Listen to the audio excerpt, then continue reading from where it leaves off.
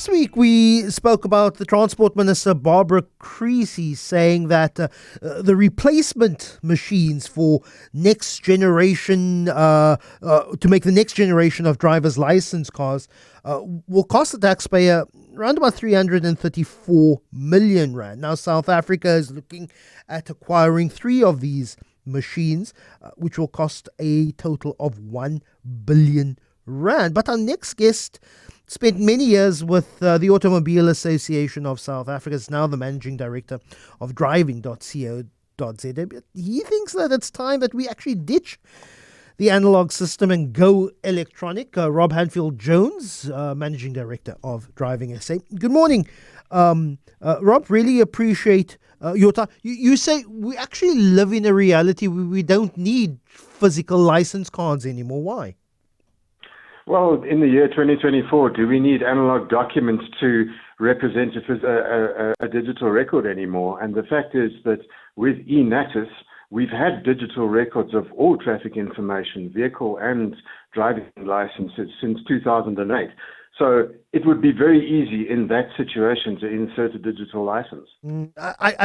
My first argument would be not everyone is completely digital. Of course, smartphone penetration is very much high in South Africa, but it's not universal. And some form of tactile, physical card is a universal evidence that I'm a licensed driver. Of course, you can scan it and check the digital copy as well, and that's what happens at roadblocks. And when you go to security complexes, they scan your driver's license. But surely something that's tactile and physical is still necessary? Not really, because there are other ways of identifying people. Almost everybody has fingerprints, and every vehicle is required by law to have a VIN number embossed on the vehicle. And with the new legislation, a number plate which is physically embossed, so even if the vehicle burns out completely, the outline of the number plate is still visible. And from these pieces of information, a license can be scanned. For example, we've had that technology available for years via the Morpho Touch machine, where a citizen can scan their fingerprint and their status as a citizen and their criminal record and all of these other kinds of things can immediately be verified.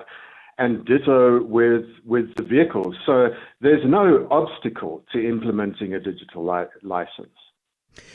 What about travel and the South African driver's license is also embossed with a SADC, a South African Development Community logo, so generally accepted in the SADC region. If you travel aboard, many countries accept the South African driver's license without the need for any international driver's permit.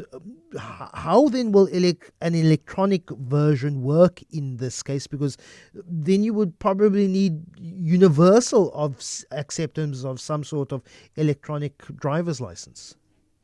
Well, there are different ways it could be done. The one would be to implement a system where a physical verification of the license can be issued on demand, in much the same way that the IDP is generated when you travel overseas. That's merely a physical verification of your underlying driving license. So that's one option. The other option is systems interoperability between countries in the SADC region, where under certain conditions an access portal could be created where officials in other countries could verify that the license is valid.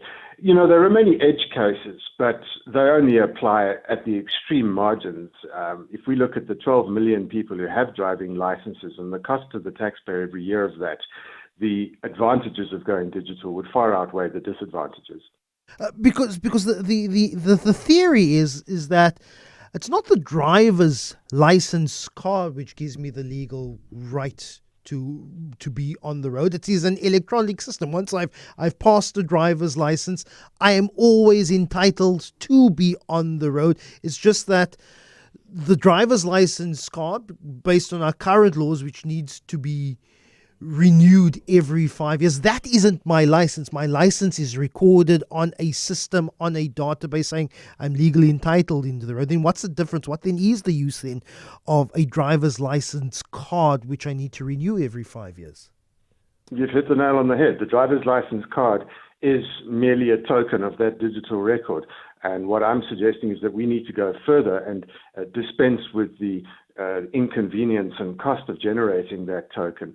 But bear in mind, just from a little bit of a history point of view, before we had these renewable driving license cards, your driving license was printed in your ID book. It was part of your ID document, and it wasn't necessary to carry it.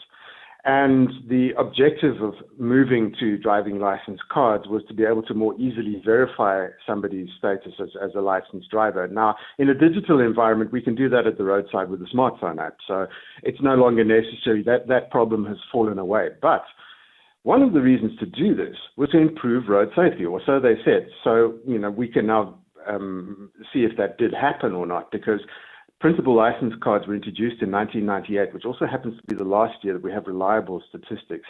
And the fatality rate on South Africa's roads has quadrupled since 1998. So we can objectively say that these driving license cards either had no effect on road safety or had a negative effect on road safety. So nothing is lost by removing them, except the revenue stream that goes to the Department of Transport. And I suspect that that's at the core of this.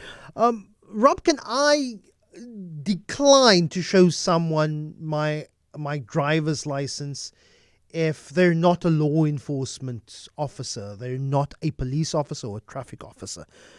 Can I decline to say, no, I do not want to show you? Of course, many complexes, you have to show a form of identification as a right of admission. But if I'm in an accident and someone fender bends me or I fender bend them, and they refuse, and I say, can I see your license? And they say no. Are they legally entitled to do that? And they say, I'll only show a traffic officer, I'll only show a police officer. So can someone decline to show another citizen the driver's license? Yeah, there's no law that requires you to display your license to everybody. But in some circumstances that, like you say, after a crash, that could make your life difficult. But just wondering, slightly off topic here, I see the information regulator is looking at the issue of driving licenses and complexes, and her argument seems to be that these complexes are collecting too much information via the means of the driving license. But I think that's a separate issue that doesn't really affect the tokenization of licenses. Well, you then allow me to preview a conversation that we plan on Wednesday, and that is whether an estate, a business park, a complex can refuse you entry if you say, I don't know what you are doing with this information. So a great seg into that. But Rob Handfield-Jones, Managing Director of driving.co.za, should we go cardless, completely digital when it comes to a driver's license, which is merely but a token which establishes that you are legally registered on a central database, that you are legally entitled to drive on South Africa's roads?